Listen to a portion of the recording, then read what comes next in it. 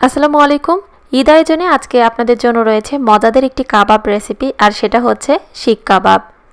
তবে আজকের এই কাবাবের একটি বিশেষত্ব হচ্ছে কোনো প্রকার ওভেনের ঝামেলা ছাড়াই চুলায় তৈরি করে দেখাবো।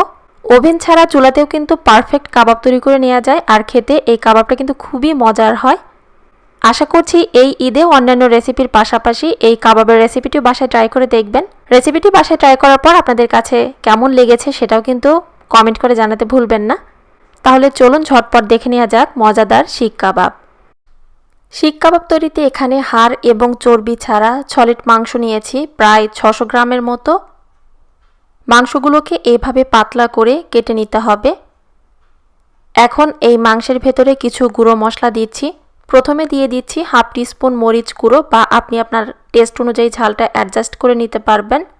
1 টিস্পুন ধনিয়া গুঁড়ো, 1.5 টিস্পুন জিরা গুঁড়ো, স্বাদমতো লবণ, কেনা কাবাবের মশলা দিয়ে দিচ্ছি 1 টিস্পুন, আদা এবং রসুনের পেস্ট দুটো মিলিয়ে দিয়ে দিচ্ছি এখানে প্রায় 1.5 টিস্পুন, জয়ফল জয়ত্রী গুঁড়ো দিয়ে দিচ্ছি দুটো মিলিয়ে 1/4 টিস্পুন, লেবুর রস দিয়ে দিচ্ছি 1 টিস্পুন, টক দই দিয়ে দিচ্ছি 3 টেবিল স্পুন। লেবুর রস এবং টক দই দেওয়ার কারণে মাংসটা তাড়াতাড়ি সেদ্ধ হয়ে যাবে। এখন কারোর কাছে যদি টক দই না থাকে, টক দইয়ের পরিবর্তে শুধুমাত্র লেবুর রসটাও দিতে পারেন। এখন সমস্ত গুঁড়ো মশলা এবং মাংস একত্রে হাত দিয়ে ভালোভাবে উল্টে পাল্টে মেখে নিচ্ছি। এই কাজটা কিন্তু হাত দিয়েই করে নিতে হবে, কারণ হাত দিয়ে যতটা সম্ভব ভালোভাবে মশলাটা মাংসের সঙ্গে মেখে নিলে কাবাবটা খেতে বেশি ভালো লাগে, অর্থাৎ মাংসের সব জায়গায় মশলার ফ্লেভারটা প্রবেশ করে। মাংসটা কিছুক্ষণ মেখে নেওয়ার পর শেষ পর্যায়ে দিয়ে দিচ্ছি পেঁয়াজ বেরেস্তা। আর পেঁয়াজ বেরেস্তাটা আমি দেওয়ার আগে হাত দিয়ে একটু ভেঙে গুঁড়ো করে নিয়েছি। পেঁয়াজ বেরেস্তা দিয়ে মাংসটা মেখে নেওয়ার পর দিয়ে দিচ্ছি প্রায় 1 টেবিল স্পুন সরিষার তেল। সরিষার তেলটা শেষে দেওয়ার কারণে দেখবেন যে কাবাব থেকে খুবই সুন্দর একটা ফ্লেভার পাওয়া যাবে, যে ফ্লেভারের কারণে কাবাবটা খেতে অনেক বেশি ভালো লাগবে। তো মাংসটা আমার ম্যারিনেট করা হয়ে গিয়েছে। একটা ঢাকনা দিয়ে ঢেকে এখন এই মাংসটা আমি ওভারনাইট ফ্রিজের নর্মাল পোর্শনে রেখে দিব। শিক কাবাব তৈরিতে আমার কাছে মনে হয় মাংসটা যত বেশি সময়ের জন্য ম্যারিনেট করে রাখা হয় কাবাবটা খেতে তত বেশি ভালো লাগে। তবে আপনাদের হাতে যদি সময় বেশি না থাকে, অ্যাটলিস্ট চেষ্টা করবেন 2 ঘন্টার জন্য ম্যারিনেট করে রেখে দিতে। সারা রাত মাংসটা ম্যারিনেট করে নর্মাল ফ্রিজে রেখে দিয়েছিলাম। তো মাংসটা ভালোভাবে আমার ম্যারিনেট করা হয়ে গিয়েছে। এখন এই কাবাবটা আপনাদেরকে আমি ভেজে দেখাবো। কাবাব তৈরিতে এখানে আমি কাঠের স্টিক ইউজ করছি। যে কোনো সুপার মার্কেট অথবা অনলাইনে এগুলোকে কাবাব স্টিক দিয়ে সার্চ দিলে পেয়ে যাবেন। যদি কাবাব তৈরিতে আপনারা কাঠের স্টিক ইউজ করেন, সেক্ষেত্রে এই কাঠের স্টিকগুলো নর্মাল পানিতে কিছু সময়ের জন্য ভিজিয়ে রাখতে হবে। এতে করে যখন আমরা চুলায় এই কাবাবগুলো ভেজে নিব, ভাজার সময় আর এই স্টিকগুলো পুড়ে যাবে না, যেহেতু এটা কাঠের স্টিক। এখন এক এক করে স্টিকে মাংসটা গেঁথে নিচ্ছি। আর একটু লক্ষ্য করলেও এখানে বুঝতে পারবেন আমি কিভাবে মাংসটা স্টিকে গেঁথে নিচ্ছি। সবগুলো মাংস এখানে একই রকম ভাবে কাবাব স্টিকে আমি গেঁথে নিয়েছি।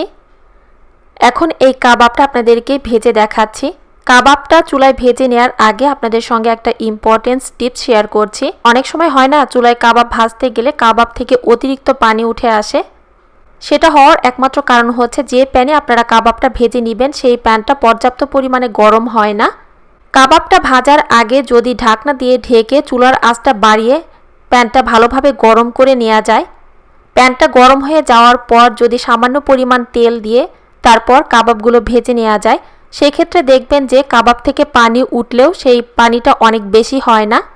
একটা ঢাকনা দিয়ে ঢেকে চুলার আঁচটা বাড়িয়ে প্যানটাকে ভালোভাবে গরম হয়ে যাওয়ার পর এখন দিয়ে দিচ্ছি 1 টিস্পুন তেল। তারপর এক এক করে কাবাবটা আমি প্যানে দিয়ে দিচ্ছি।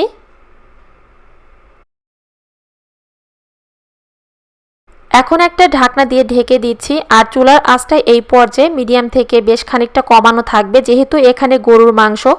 তো গরুর মাংস সেদ্ধ হতে তো স্বাভাবিকভাবে একটু সময় বেশি লাগে। তারপরও যেহেতু এখানে আমরা মাংসটা ম্যারিনেট করার সময় টক দই এবং লেবুর রস ইউজ করেছি, সেক্ষেত্রে মাংসটা সেদ্ধ হতে খুব একটা সময় লাগবে না। আর চুলার আঁচটাও কিন্তু কমানো থাকবে। ঢাকনা দিয়ে ঢেকে কিছুক্ষণ জাল করে নেওয়ার পর এখন কাবাবের একটা পাশ হয়ে গিয়েছে।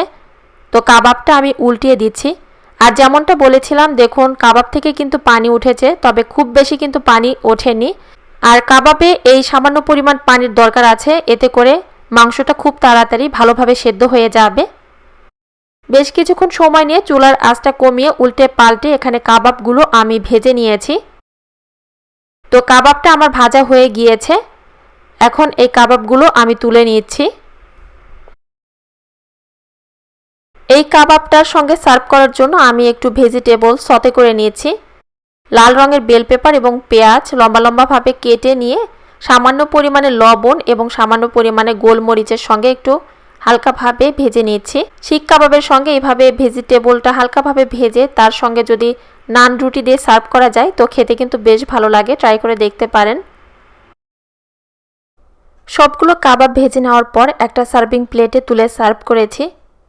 মাংসটা এখানে সেদ্ধ হয়েছে কিনা সেটাও আপনাদেরকে দেখিয়ে দিচ্ছি। তো আশা করছি সহজভাবে দেখানো চুলায় তৈরি শিক কাবাবের আজকের এই রেসিপিটি আপনাদের কাছে ভালো লেগেছে।